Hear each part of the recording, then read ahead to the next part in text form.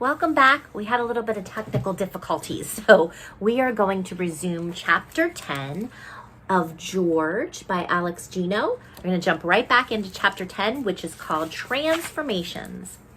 George wasn't sure when Jeff would be back at school, and every morning she kept nervous eyes out for the first sign of his spiky hair.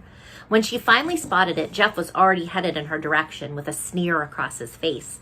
He walked at a steady pace, his eyes steeled in the distance beyond George. He didn't break his stride for an instant, but spit at her feet as he passed. Every time he passed her that week, he spit. Real spit that landed on the pavement if they were outside, and pretend spit on the linoleum floors if they were inside the school. The morning of the play, the students of room 205 chattered and laughed, leaving their bags on their desks and ignoring the assignment on the board. Only Ms. Udell's threat to cancel the play quieted the class, and even then, she struggled to wrangle her students through a morning of reading, journals, math, and vocabulary. Kelly and George exchanged knowing glances throughout.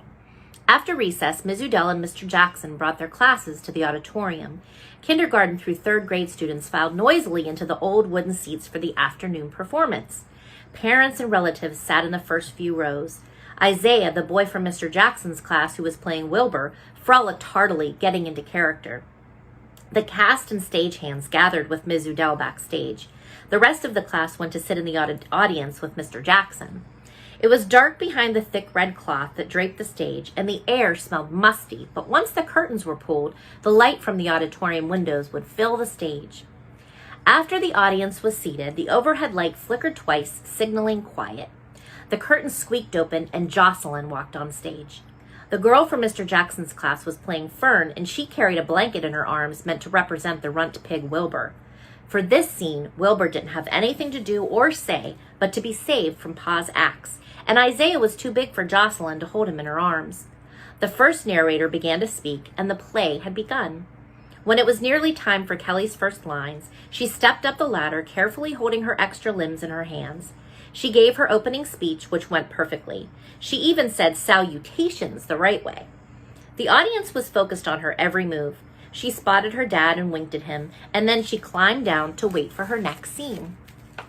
"You were great," George whispered when Kelly was back on the ground. "You're going to be even better," Kelly whispered back.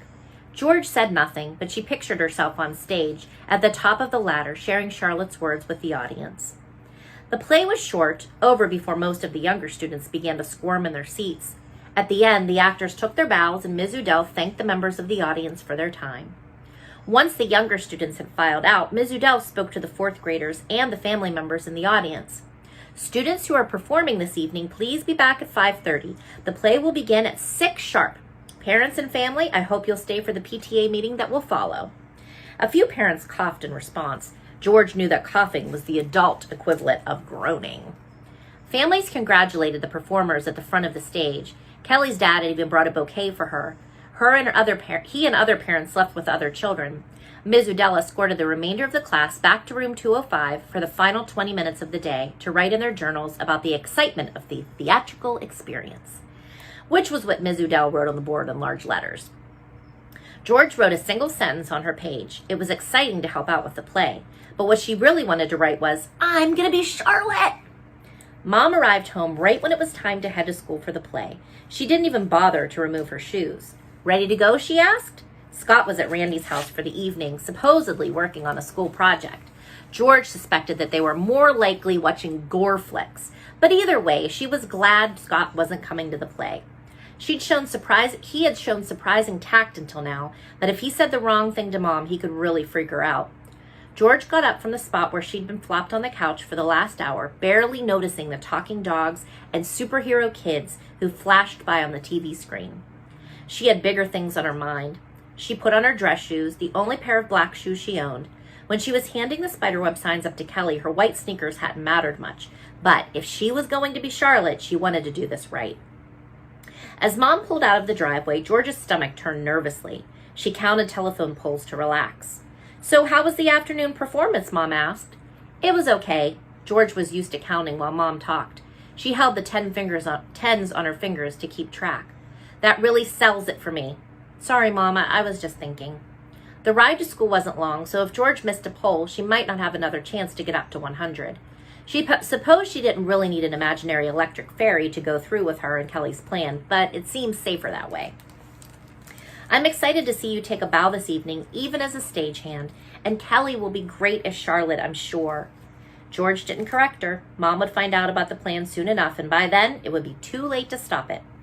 George reached 100 telephone poles with blocks to spare. The tiny school parking lot was full, so Mom found a spot on the street a block away. Looks like it's going to be a big audience, Mom said. Guess so, George shrugged, trying to ignore the fear that coursed through her. At the door of the auditorium, Mom kissed George on the cheek and searched for a seat. George could hear the students gathered backstage. The red curtain was heavy, and she fought her way through. The backstage lighting was dim, and George's eyes blinked to adjust. Most of the cast and crew were already assembled. There you are, Kelly skipped over to George. George grinned. They both wore all black. The only difference between their costumes was the vest of stuffed spider arms that Kelly wore. They shared secret smiles and giggles until it was nearly time for the show to begin. George shook with excitement. This is it, ladies and gents, said Mr. Jackson, gathering the cast and stagehands together. Let's make Mr. E.B. White proud one more time. Best performance and best behavior. Break a leg, Ms. Udell said with a wink. Take your places and we'll get this show on the road. Mr. Jackson twirled his index finger in the air. Ms. Udell took the side steps off the stage and sat down in the first row of the audience. Mr. Jackson stayed backstage to oversee the performance. The play began just as it had in the afternoon. The curtain rose on Fern Arabelle holding a blanket in her arms, cooing to a pretend piglet, and the audience applauded. The first narrator described the Arabelle's farm and told the audience about the baby pig who was moments from execution. Backstage, Kelly took off the vest of spider arms and handed it to George, who checked to make sure that Mr. Jackson wasn't watching. Then she donned the vest. The fake arms were filled with cotton and didn't weigh much, but they were bulky. George had to bunch them up in her real arms, as she had seen Kelly do, to make sure she didn't trip over them. She combed her hair forward with her fingers, as she did countless times in the mirror, and she waited. The opening scenes of the play had never been so slow. George was bouncing on the balls of her feet with nervous excitement by the time the barnyard animals began to greet Wilbur. Charlotte's first lines were only moments away. George climbed up the ladder to appear above the backdrop in full view of the audience. Salutations, George called out. Her voice was loud and clear, but with a soft lilt that showed Charlotte's kindness. She looked down to see Kelly holding the ladder steady with one hand as she took pictures of George with the other. George heard a great gasp on stage below her, and then another, but she kept going. She explained to the animals what salutations were. She smiled and waved to Wilbur and to the audience as if she were saying hello to the world. The audience smiled back. A small kid even waved. Ms. Udell sat in the middle of the front row frowning, just as she had in the hallway after George's audition. George looked away. She looked for Mom to see her reaction, but couldn't find her in the crowded auditorium. The rest of the audience was watching her, waiting for Charlotte's next line, and George didn't disappoint. Every word sounded just as she had rehearsed it. She didn't make a single mistake. She felt like she was floating. At the end of the scene, George climbed back down the ladder. Her body felt as light as air, and she wasn't completely sure her shoes were touching the ground. Kelly squeezed her from behind, grabbing the cotton arms along with George's waist. Wow, George, that was awesome, she whispered. Really? Thanks, George beamed a goofy, unfocused grin. You were totally like a girl. Kelly took George's hand, one of the real ones. I mean, you totally are a girl. Kelly hugged her best friend tightly. Jocelyn walked up to them, her fist in tight balls. You can't just do that, she whispered loudly. Why not? Isaiah whispered back. Yeah, Chris crowded into the huddle backstage. Why not? He was good. Better than Kelly even. I mean, no offense, Kelly. Kelly shrugged. I wasn't that great. But it's disrupting the other actors, said Emma. Most of the narrators had joined the circle around George, as had a few of the barnyard animals, who were supposed to be clucking and mooing on stage. Rick remained by the curtain rope and said nothing. Hush! Mr. Jackson approached the group and herded it away from George and Kelly. The side curtain moved and Ms. Udell stepped backstage, her face in a scowl. She headed toward George, but Principal Maldonado appeared directly behind her and put her hand on Ms. Udell's shoulder.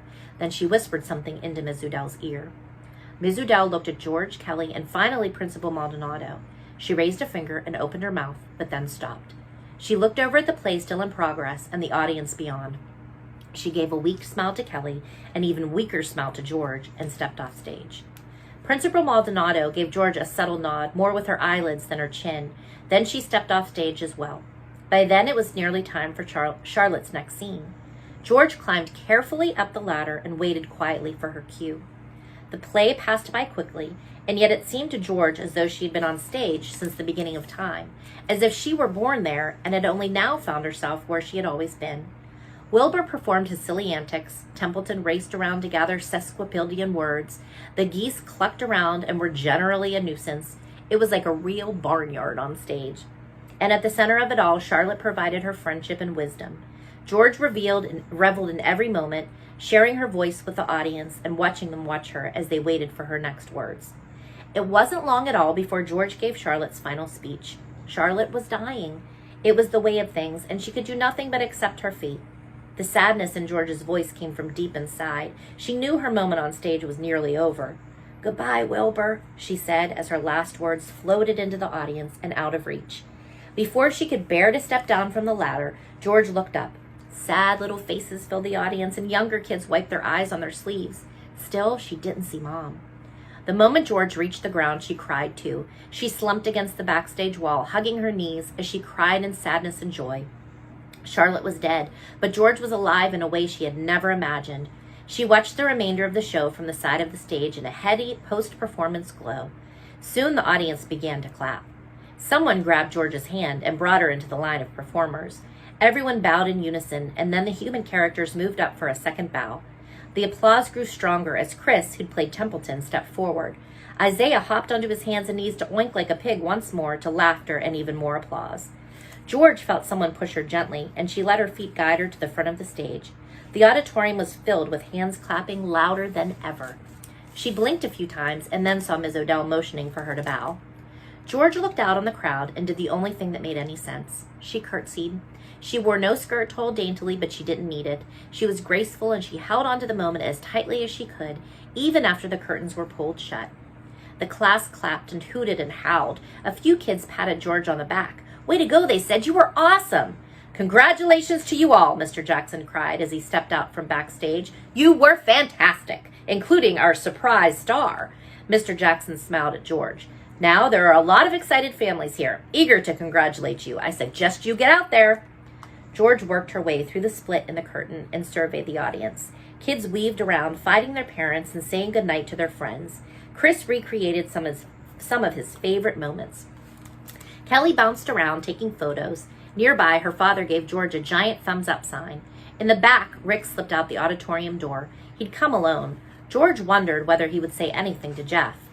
George heard her name coming from kids talking to their parents, as well as the word boy. Adults' heads turned her way.